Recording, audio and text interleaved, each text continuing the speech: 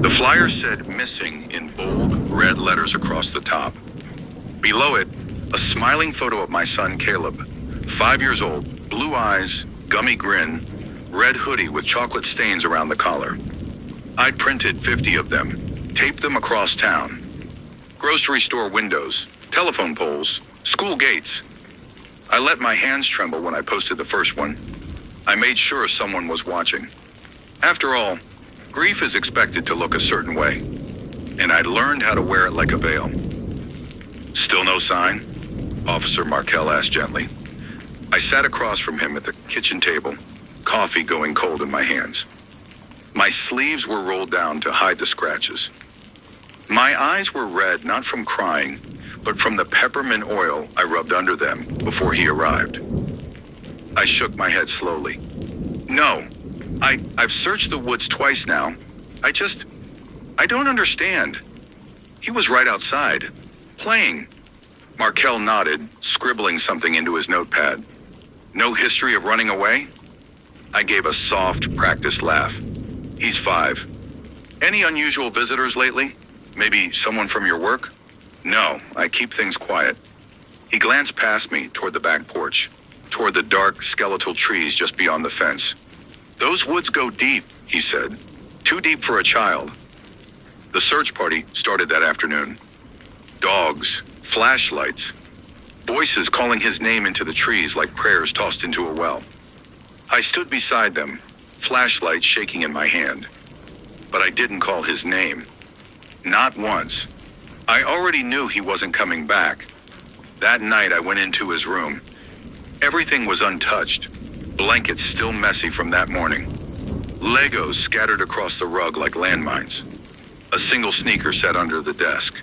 The other was buried, along with him, deep in the hollow behind Thornridge Hill, wrapped in his dinosaur bedsheet. Just like we'd planned, I sat on the edge of his bed, fingers tracing the grooves in the wooden headboard. I whispered softly, "I'm sorry." And then I corrected myself. No, I'm not. It wasn't murder, not really. Not the way people imagine it. No blood, no screaming. Just a pill. One tiny pill, slipped into a warm cup of milk. He never even knew what happened. He just went to sleep. And James helped me bury him. James with the green eyes and tattooed hands. James who whispered, "It's him or us." James who hadn't returned my calls in 2 days. I crawled into bed and stared at the ceiling. The silence was deafening. Too quiet. Until I heard it. A soft tap from down the hall. Then again. Tap, tap, tap. From Caleb's room. I told myself it was the wind. But it wasn't windy.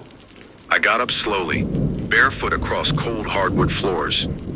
The hallway stretched long and narrow. My fingers hovered over the doorknob to Caleb's room. Tap. This time closer. I opened the door. The room was empty. Moonlight spilled across the rug. The Legos were gone. All of them. Just gone. I turned to leave. And that's when I saw it. On the wall near the closet, tiny red handprints. Too small to be mine. Too fresh to be dust. Too perfect to be forgotten. I ran to the kitchen, flicked the light on, paced in a circle. Breathe, Diana. Just breathe. I poured a drink, then another. I told myself it was the guilt, lack of sleep, stress, hallucinations. But the prints didn't feel like hallucinations. They felt like a warning. That night I dreamed of him, standing at the edge of the woods, one shoe missing, dirt on his cheeks. His lips moved, but no sound came out. And when I tried to run to him, he disappeared into the trees. I woke up gasping. My mouth tasted like dirt, and under my nails mud. A week before Caleb disappeared, the woods behind our house were just woods. Quiet, damp, filled with old branches and forgotten things. We used to walk there together, me and him on lazy Saturday mornings. He loved finding frogs in the moss. He always wanted to bring one home. But the last time we walked there, it was with James, and Caleb wasn't skipping ahead or laughing. He was crying.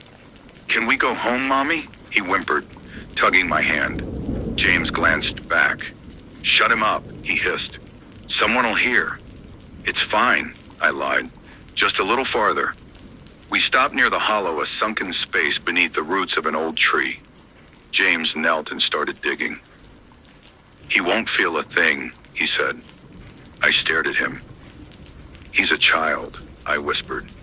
"He's a problem, Diana. You said it yourself. He knows too much. You were the one who said we could finally start over if he was gone. And I had said it. In the dark, in the heat of breathless kisses. Between guilt and longing. I said things I never thought I meant. But James took me seriously. Too seriously. Later that night, when Caleb fell asleep in my arms, I kissed his forehead 5 times like I always did, and cried quietly as I stirred the pill into his warm milk. "It'll be fast," I told myself. "He'll never feel it." But I felt it. God, I felt it. Back in the present, I stood at the edge of the woods and looked into the trees. The same spot, the same silence. Except now the trees felt closer, hungrier. Branches creaked like bones stretching after a long sleep. And beneath them, a strange humming, a child's voice, singing. 5 little frogs sitting in a tree. One jumped off. Now there's only me. I turned and ran, but the woods didn't let me go. For the first time in my life, I got lost in my own backyard. Every turn brought me back to the same hollow, and now the dirt was disturbed. A shallow bump where there should have been nothing. I fell to my knees, started digging with my bare hands. No, the sheet was still there. Torn, muddy, empty. Empty. No body, no bones. Just a note tucked into the folds, written in crayon. "Mommy, I woke up," I screamed. The kind of scream that tore something open inside me. I screamed until my throat bled and my hands shook and the wind howled louder than my lungs. But no one came. When I stumbled back into the house, the front door was open. I hadn't left it that way. I grabbed a knife from the kitchen drawer, checked every room. Caleb's toys were everywhere, scattered across the hallway, arranged in perfect rows like a trap. His drawings, ones I'd thrown away, were pinned to the fridge again. Except the faces in them were wrong.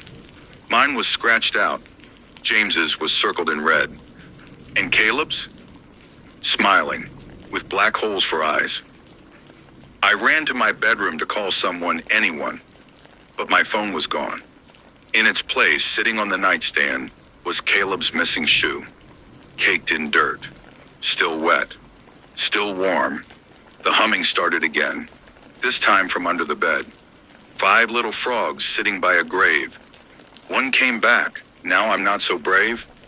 I boarded up the windows the next day, nailed shut the back door. Poured salt across every doorway and windowsill, like I remembered reading in a book I once scoffed at in college. Some folklore nonsense about keeping spirits out. Except, I wasn't trying to keep something out. I was trying to trap something inside. The house no longer felt like mine. The floors creaked when no one walked.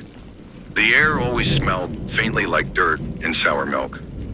Toys moved from room to room on their own. And then there were the scratches. In the drywall, under the paint. Just high enough for a child. Not claw marks, no too deliberate. Tiny handprints smeared in brown. In Caleb's old closet, behind the bathroom mirror. On the inside of the hallway vent, I called James again, straight to voicemail. "Pick up," I whispered. "Please, just pick up. I think he's back. I think he's angry." I didn't say the word ghost. Didn't have to. Because ghosts didn't rearrange your furniture while you slept. They didn't whisper into your ears from under the bed. They didn't leave drawings of themselves climbing out of graves. That night I heard him clearly. His voice from inside the walls. "Mommy, I'm hungry." I dropped the knife I'd been sleeping with and pressed my ear to the wall. The voice came again. Louder. Let me out. It's dark in here. I backed away slowly. My hands were shaking. I checked the vents, the crawl space. Nothing. Just echoes and scratching. Endless, persistent scratching. Like he was clawing to come through. In the morning, I found James. Or what was left of him. He was slumped in the driver's seat of his truck at the edge of the woods. Eyes wide. Mouth open. No blood. No wounds. Just his fingers. Broken. All 10. Bent backwards like they'd been peeled. In his lap was a drawing. Crayon again. 3 stick figures. One was me. One was James. The third, Caleb, standing between us. Smiling. Holding both our hands. The sheriff said it looked like a stroke. Maybe an overdose. Too much stress, they said. They didn't see the words carved into the dashboard. You chose him. After that, I stopped pretending I wasn't losing my mind. I left the TV on all night. I slept with the lights on, rosary in hand, Bible under my pillow, even though I hadn't believed in years. Still, nothing stopped the voice. Mommy, it's time to play. Mommy, I don't like being underground. Mommy, why didn't you say goodnight? One night I passed out on the couch, TV static buzzing in the background. I woke up to laughter, high-pitched, giddy, like a toddler hiding during a game of hide and seek. I sat up. The air was freezing. And there, at the edge of the hallway, a shadow, Mom, child-sized, standing perfectly still. Just watching. I blinked, and it was gone. But the Lego trail returned that night, lined up like a winding path, leading to the basement door. I hadn't opened that door since he died. When I did, a cold gust met me, smelled like old earth and wet leaves. And on the steps, footprints, small, bare, fresh, one after the other, leading down. I followed them, flashlight trembling in my hand. The beam danced across shelves, boxes, forgotten junk. But the far wall looked wrong, bloated, swollen, like it had been hollowed out. I tapped it, hollow. I grabbed a hammer and swung, once, twice, 3 times. Drywall cracked and crumbled, and inside, a crawl space, and written across the beams in red, Cal is here. I reached in, felt something soft, a teddy bear, Caleb's, missing since the night of the burial. Wrapped around its arm was a lock of my hair.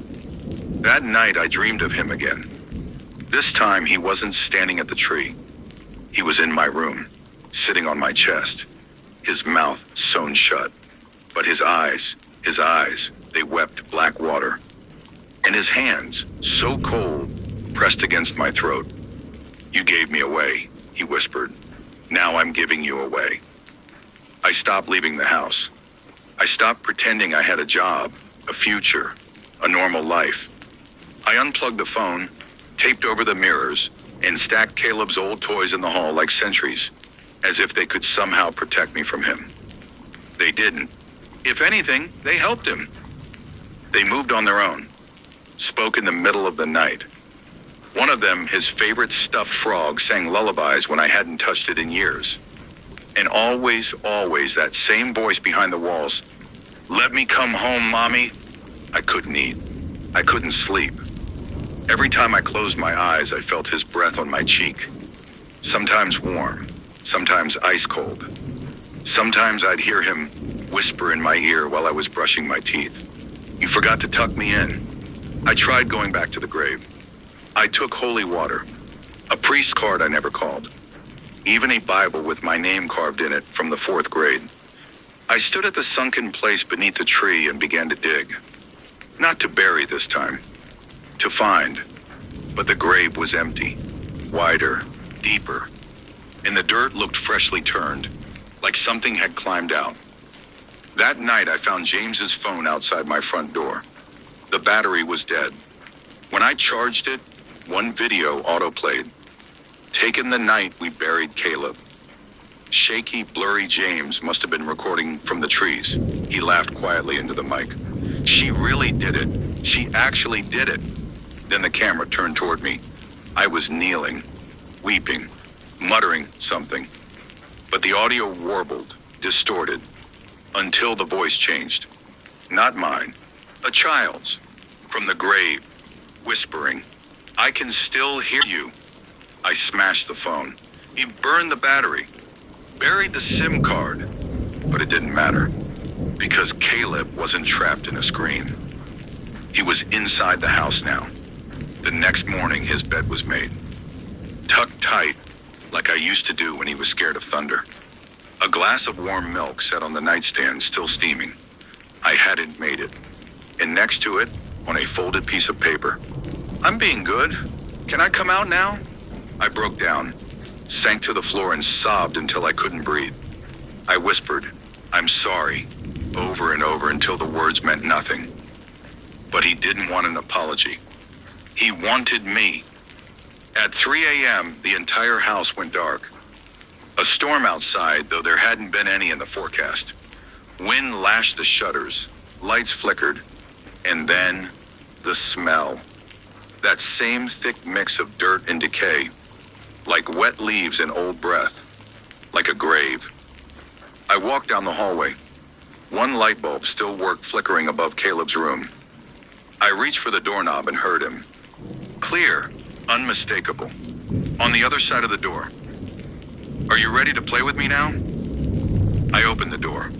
The room was empty, except for one thing. A new crayon drawing on the wall. Me, sleeping, with Caleb standing over me, holding something sharp. That night I didn't sleep. I sat on the couch with every light on, holding a kitchen knife and Caleb's frog like it was a holy relic. And still, he came. Not as a voice, not as a shadow, as a boy. His form shimmered at first, like fog forming bones. He stood at the foot of the stairs, shoeless, covered in dirt, hair tangled, skin pale. But his eyes, they weren't Caleb's. They were older, wiser, full of something cold. "Hi, Mommy," he said softly, as if nothing had happened, as if he hadn't been buried, as if we were still a family. "I want to come home now," he whispered. He stood in the doorway, real as breath. Caleb, or something wearing his shape. His red hoodie sagged on his shoulders like it was too big for him now. His bare feet were caked in black mud. The scent of earth clung to him like a second skin. But it was his eyes that made my heart stop. Not sad, not angry. Empty. Hollow, like grave soil that never really closed. "I waited," he said. His voice was soft, still childlike, still mine. But wrong, too, like it had passed through the throat of something ancient. "I waited for you to come back." I backed away, inch by inch, bumping into the coffee table. He didn't follow. Just stood there, staring, smiling. "I did everything you said," he whispered. "I drank the milk. I stayed still. I didn't scream." He paused. Voice dropped lower. "Why didn't you tuck me in, Mommy?" I sobbed loud, broken, feral. He watched me like a stranger would watch an animal cry. No warmth, no judgment, just curiosity. "I wanted to forget," I choked out. I thought you were better off gone. I wanted to be free." His head tilted. "You wanted James," he said. I froze. He smiled wider. "James is here now." My breath caught in my throat. "What? What do you mean?" Caleb raised one small, muddy hand and pointed down the hallway. I turned, slowly, and saw the bathroom door creak open. Water pooled under it. Red water. Dark and thick, like drain blood, and carved into the wood. "We're a family again." I ran. I don't remember grabbing my keys. I don't remember starting the car. I don't even remember the drive. All I know is I ended up at the church. It was abandoned. Peeling wood, rusted cross. The kind of place people pass on back roads and pretend not to see. But inside, I dropped to my knees. I screamed, begged, cried into the cracked altar. I'm sorry, I kept repeating. To God, to Caleb, to myself, to whatever was listening. That's when I heard footsteps. Small, wet, behind me. I turned. There he was, still smiling. But this time his hands were not empty. He held the stuffed frog in one, and in the other, James's tongue. He dropped it at my feet like a child offering a gift. Then whispered, "Now there's room for me again," I screamed. But no one heard. The church doors wouldn't open. The lights burst and the world shrank. 3 months later, psychiatric evaluation, room 14. C, they say I suffer from traumatic dissociation, that I invented a child, that there was never a Caleb, no birth certificate, no medical record, no preschool enrollment. Even the photo I showed them, the smiling boy in the red hoodie, was digitally manipulated, they said. You fabricated a son, the doctor told me, adjusting his glasses, to justify your partner's death, to create a fantasy, a reason. But he's wrong. Caleb was real, still is. I feel him every night, little feet pacing the edge of my hospital bed.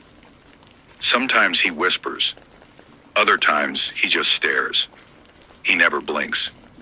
They locked me in here with padded walls and pills that make me forget my own name. But even that won't help. Because last night, I woke up with mud under my fingernails again. And this morning, scrawled on my wall in red crayon, "Mommy, I made a new friend. He's the man with the glasses. Can he come too?"